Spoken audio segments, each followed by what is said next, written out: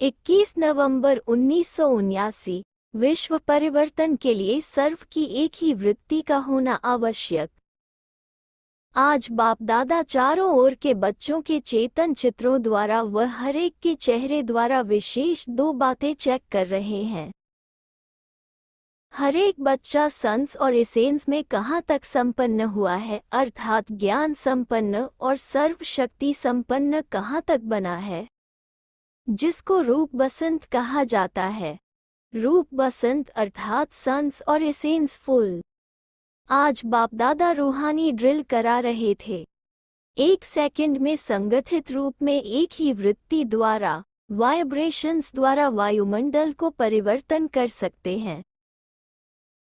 Number वार हर individual अपने अपने पुरुषार्थ प्रमाण महारथी अपने वाइब्रेशंस द्वारा वायुमंडल को परिवर्तन करते रहते हैं। लेकिन विश्व परिवर्तन में संपूर्ण कार्य की समाप्ति में संगठित रूप की एक ही वृत्ति और वाइब्रेशंस चाहिए। थोड़ी सी महान आत्माओं के व तीव्र पुरुषार्थी महारथी बच्चों की वृत्ति व वाइब्रेशंस द्वारा कहीं कहीं सफलता होती भी रहती है, लेकिन अभी अंत में सर्व ब्राह्मण आत्माओं की एक ही वृत्ति की अंगुली चाहिए, एक ही संकल्प की अंगुली चाहिए, तभी बेहद का विश्व परिवर्तन होगा। वर्तमान समय विशेष अभ्यास इसी बात का चाहिए। जैसे कोई भी सुगंधित वस्तु सेकंड में अपनी खुशबू फैला देती है, जैसे गुलाब का एसेंस डालने से सेकंड में सारे वायुमंडल में गुलाब की खुशबू फैल जाती है। सभी अनुभव करते हैं कि गुलाब की खुशबू बहुत अच्छी आ रही है। सभी का न चाहते भी अटेंशन जाता है कि यह खुशबू कहाँ से आ रही है। ऐसे ही भिन्न भिन्न शक्तियों का एसेंस, शांति का, आनंद का, प्रेम का आप संगठित रूप में सेकंड में फैलाओ। जिस एसेंस का आकर्षण चारों ओर की आत्माओं को आए और अनुभव करे कि कहाँ से यह शांति का एसेंस व शांति के वाइब्रेशंस आ रहे हैं। जैसे अशांत को अगर शांति मिल जाए व प्यासे को पानी मिल जाए तो उनकी आंख खुल जाती है, बेहोशी से होश में आ जाते हैं। ऐसे इस शांति व आनंद की एसेंस के वाइब्रेशंस से अंधे की औलाद अंधे की तीसरी आंख खुल जाए। अज्ञान की बेहोशी से इस होश में आ जाए कि यह कौन है, किसके बच्चे हैं, यह कौन सी परम पूज्य आत्माएं हैं। ऐसी रूहानी ड्रिल कर सकते हो। जब द्वापर के रजोगुणी ऋषि मुनि भी अपने तत्व योग की शक्ति से अपने आसपास शांति के वाइब्रेशंस फैला सकते थे, यह भी आपकी रचना है। आप सब मास्टर रचयिता हो। वो हद के जंगल को शांत करते थे, आप राजयोगी क्या बेहद के जंगल में शांति, शक्ति व आनंद के वाइब्रेशंस नहीं फैला सकते हो। अब इस अभ्यास का दृढ़ संकल्प, निरंतर का संकल्प करो।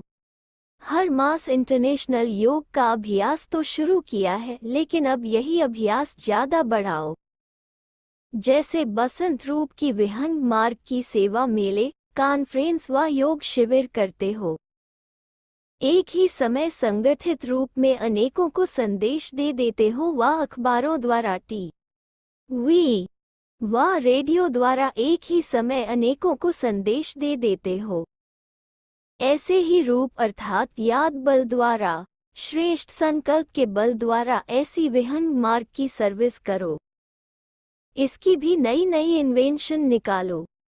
जब रूप बसंत दोनों की सेवा का बैलेंस हो जाएगा तभी अंतिम समाप्ति होगी। इसके लिए संगठित रूप का पुरुषार्थ कौन सा है, जानते हो?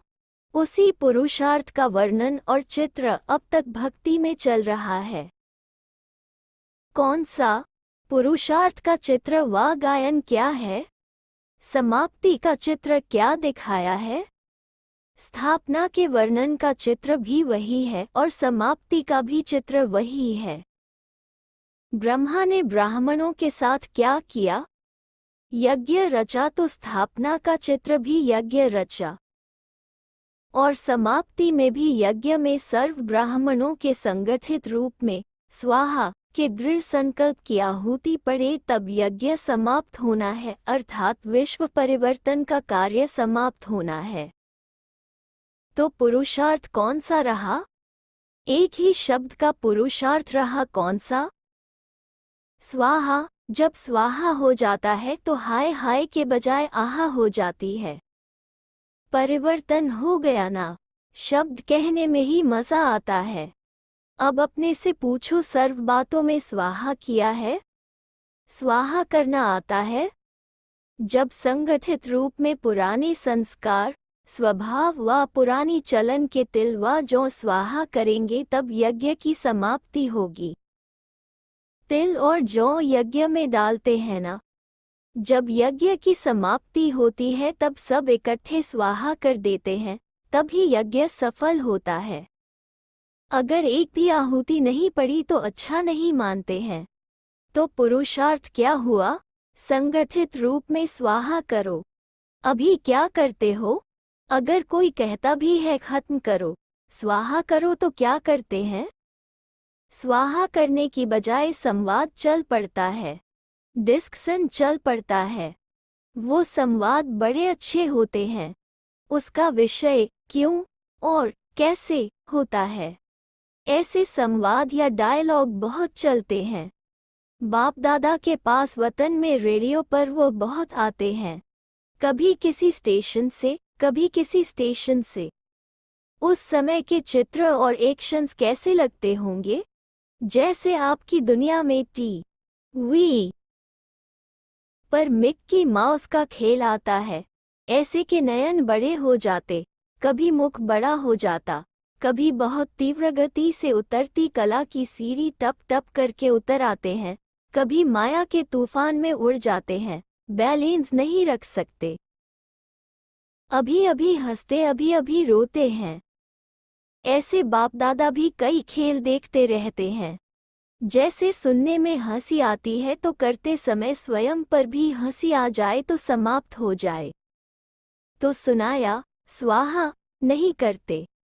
अगर किसी के कुछ पुराने संस्कार रह भी गए हैं, वो स्वयं स्वाहा नहीं कर सकते, तो संगठित रूप में सहयोगी बनो। कैसे?